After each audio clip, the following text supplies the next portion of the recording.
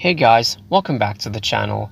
Today I'm going to be reviewing Season 3 of Millennium. So in Season 3, after the Millennium group have unleashed a virus, Frank Black leaves the group to join the FBI, though he still intends on discrediting the group and exposing them for their sinister motives. This season ended up being the show's last due to its cancellation not too long after, and to be honest, it ended up being my least favorite season out of all three. That's not to say that it's bad, I actually think it's pretty decent, but it pales in comparison to the first two. So let's get into it.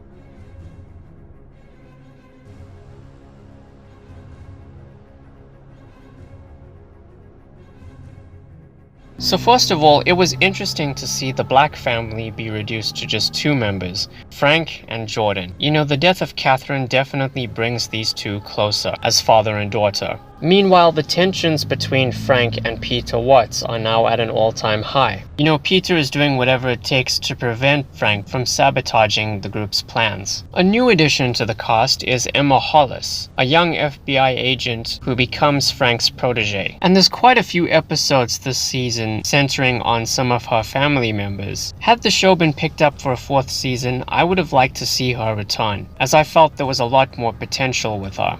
Plus, there's some great episodes I can recommend to you. For example, Closure, an episode about a remorseless killer played by Garrett Dillahunt, who everybody knows as John Dory from Fear the Walking Dead. Detective Hollis in particular takes this case very seriously, as the killer may be tied to a personal incident that scarred her for life several years ago. 13 Years Later is about a murder taking place on the set of a movie loosely based on a case from Frank's past. The episode is reminiscent of slasher films and was clearly inspired by Scream. And the best part about it is a cameo appearance by the legendary rock band Kiss. And Collateral Damage sees Peter Watts' daughter being abducted by an army vet holding a personal grudge against the Millennium group. If you're a fan of classic high-octane action films like Die Hard and Speed, and if you're also a fan of James Masters, who plays the army vet, you're gonna have a fun time with this episode. And while the two-part finale may not provide the closure necessary for the series as a whole, it was still a relatively solid foundation for what could have been a fourth season.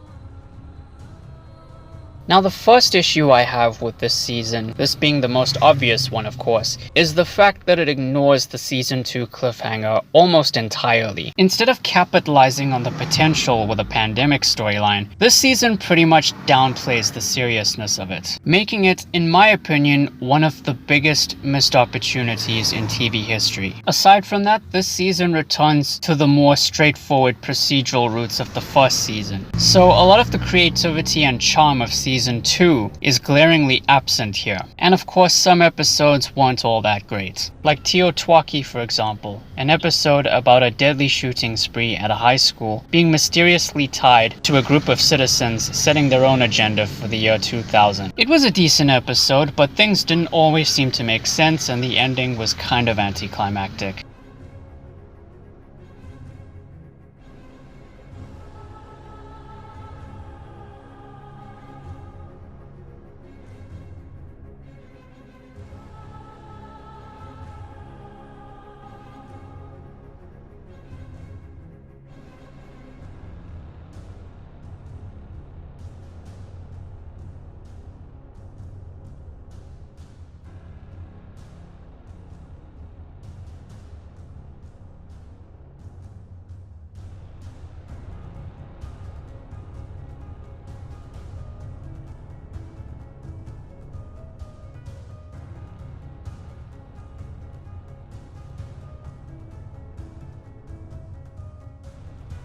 So yeah, those are my thoughts on Season 3 of Millennium. Next time we're going to be looking at Season 7 of The X-Files, so look forward to that very soon. Thank you all for watching guys, please be sure to like the video, share it and subscribe, ring the bell, take care and I'll see you soon.